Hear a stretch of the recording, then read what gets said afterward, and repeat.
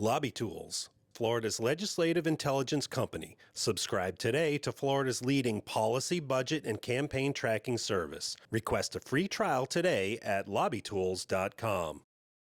Only 10 of the state's 67 counties require private sellers to perform background checks at gun shows.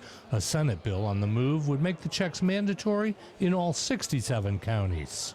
We're going to ban the sale of public weapons in any public place unless there is a background check conducted at the time of the sale.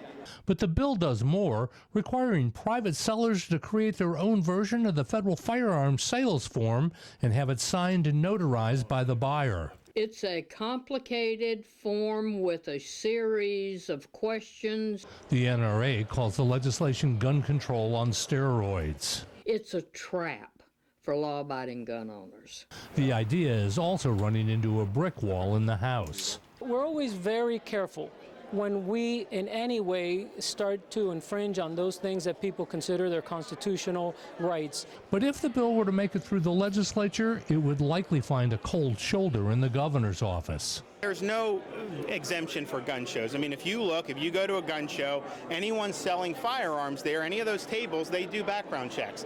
But Tom Lee says he's going to keep trying. All I'm asking for is a chance to try to bring something to the floor of the Senate. And lawmakers will spend the next 5 or 6 weeks in search of a compromise, something that has eluded the legislature for the last 2 decades. And if the legislation were to gain traction, it would likely be March before any deal could be worked out. Reporting from the state capitol, I'm Mike Vasalinda.